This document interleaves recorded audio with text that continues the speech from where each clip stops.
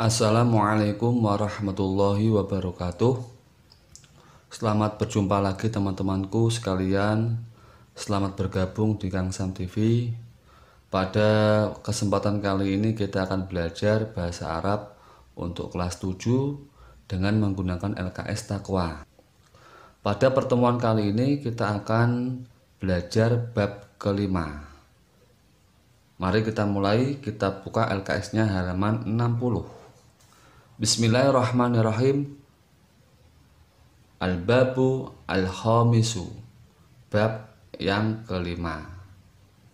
Al-adawatu, alat-alat atau peralatan, al-madrosiyah, sekolahan, peralatan sekolah.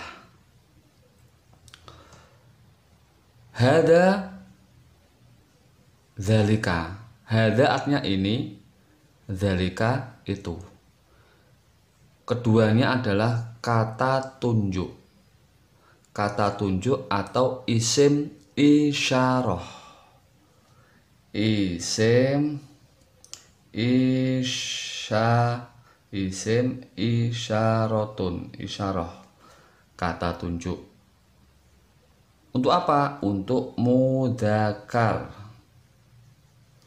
Mudzakkar atau laki-laki. Kata tunjuk digunakan untuk jenis kelamin laki-laki. Hada dan dzalika. Hada ini, dzalika itu. Lah untuk penggunaannya, hada digunakan untuk kata tunjuk dekat ini, dan dzalika digunakan untuk kata tunjuk jauh itu. Ini itu, hada dzalika. Ini adalah isim isyarah, kata tunjuk untuk berjenis kelamin laki-laki. Dan penggunaannya adalah hada untuk kata tunjuk dekat dan dzalika untuk kata tunjuk jauh.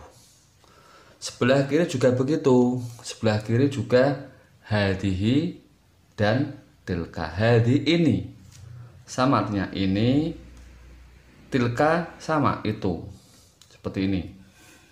Hadi ini, tilka itu.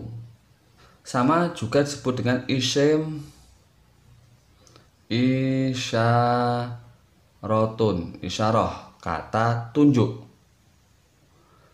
Tapi untuk jenis kelamin muannas, muannasun, artinya untuk perempuan. Kalau laki-laki namanya mudzakkar, kalau perempuan muannas. Ya. Sama, hadi kata tunjuk penggunanya untuk dekat ini.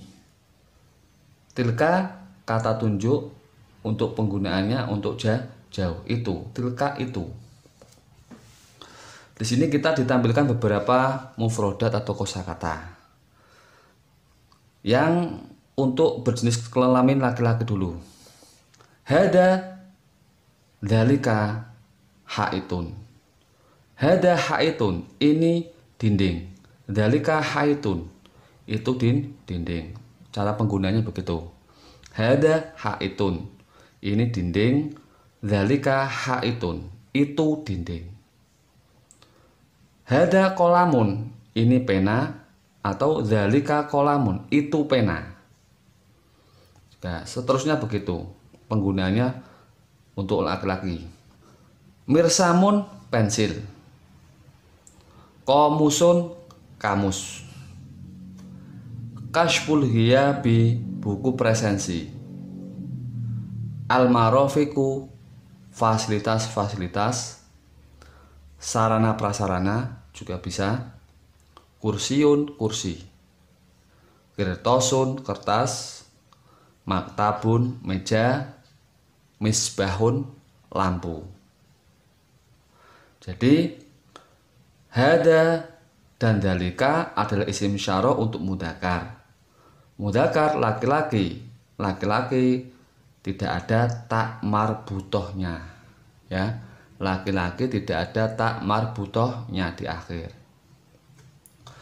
Untuk sebelah kiri, Hadihi dan tilka. Hadihi ini untuk yang dekat, tilka itu untuk yang jauh. Isim isyarah atau kata tunjuk untuk muannas atau cewek. Ingat, muannas perempuan atau cewek ditandai dengan tak marbutoh di akhirnya. Hadihi suratun, ini gambar. Atau tilka suratun, itu gambar. Hadihi mistorotun, ini penggaris. Atau tilka mistorotun, itu penggaris. Terusnya begitu, bisa. Mimsahatun, penghapus papan tulis. Mimhatun, penghapus pensil. Miklamatun, kotak pensil. Deskrip. Hakibatun, tas. Khoritotun, peta. Kurosatun, buku tulis. Saatun, jam. Saburotun, papan tulis. Itu penggunaan isim isyarah, kata tunjuk untuk muannas perempuan. Jadi perempuan atau muannas ditandai dengan tak marbutoh di akhirnya. Tun, semuanya ada tak marbutoh. Hadihi ini untuk yang dekat, kata tunjuk dekat. Tilka itu untuk kata tunjuk jauh. Selanjutnya yang bawah halaman 60. Tempat dalam bahasa Arab namanya makanun. Makanun artinya tempat. Makanun. Faslun, kelas. Maktabatun, perpustakaan. Musola, Mirhadun, toilet. Mal'abun, lapangan. Hammamun, kamar mandi. Kalau kita menggunakan isim isyarah atau kata tunjuk, baik yang dekat hadza atau yang jauh dalika untuk laki-laki, atau hadihi ini yang dekat untuk perempuan, atau tilka itu untuk perempuan. Bisa kita menggunakan untuk tempat atau makanun. Contohnya faslun. Kita identifikasi dulu, faslun belakangnya tidak ada tak marbutoh, berarti dia mudzakkar atau laki-laki. Penggunaannya isim isyarah bisa hada ini atau dzalika itu. Dzalika faslun, itu kelas yang jauh ya. Hada faslun, ini kelas untuk yang dekat. Yang kedua maktabatun, karena maktabatun di sini di belakangnya ada tak marbutoh, berarti dia adalah muannas, cewek atau perempuan. Perempuan ditandai dengan tak marbutoh. Maka penggunaan isim isyarah atau kata tunjuk adalah juga perempuan, tidak boleh dicampur. Jadi menggunakan hadihi atau tilka. Hadihi maktabatun, ini perpustakaan, atau tilka maktabatun, itu perpustakaan. Seterusnya. Tergantung kita lihat jenis dari kalimatnya. Kalau itu laki-laki, maka nanti penggunaan isim isyarah atau kata tunjuknya juga laki-laki atau mudzakkar. Kalau perempuan, muannas, nanti penggunaan isim isyarah juga menyesuaikan, yaitu perempuan atau muannas. Selanjutnya halaman 61 yang atas. Ya. Nomor 3, ada kata keterangan tempat. Kalau pertama kalimatnya. Al-makna artinya. Al-ibarah contoh kalimatnya, ungkapan atau contoh kalimatnya. Kata keterangan tempat fi, di dalam atau di. Artinya di dalam ya, fi di dalam atau di. Contohnya al-qalamu, pena, fi di dalam, al-haqibati, tas. Al-qalamu fil haqibati, pena di dalam tas. Ala, di atas, yang dekat atau menempel. Contohnya al-kitabu, kitab. Ala di atas, al-maktabi, meja atau bangku. Al-kitabu alal maktabi, kitab di atas meja atau bangku. Fauqa di atas, sama, tapi tidak menempel atau jauh. Di atas tapi jauh, tidak menempel.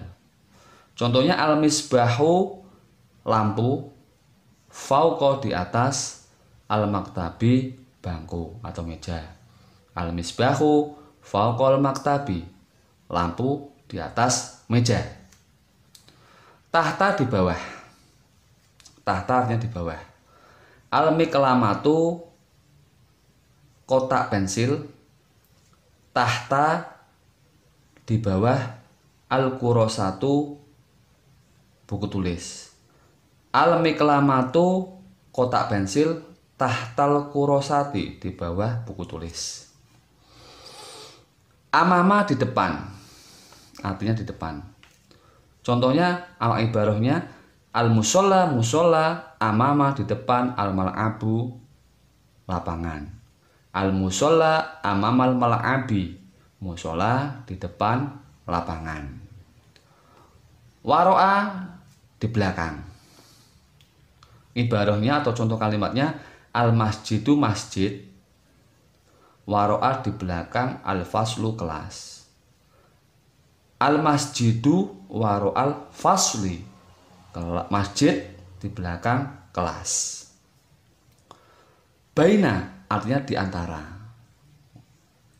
Al-miklamatu, kotak pensil, di skrip. Baina di antara. Al-mistorotu, penggaris, wal qomusu, dan kamus. Al-miklamatu bainal mistoroti wal qomusi, kotak pensil di antara penggaris dan kamus. Janiba di samping. Contohnya al-mimsahatu, penghapus papan tulis.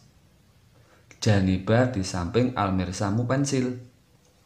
Al-mimsahatu janibal mirsami, penghapus papan tulis di samping pensil.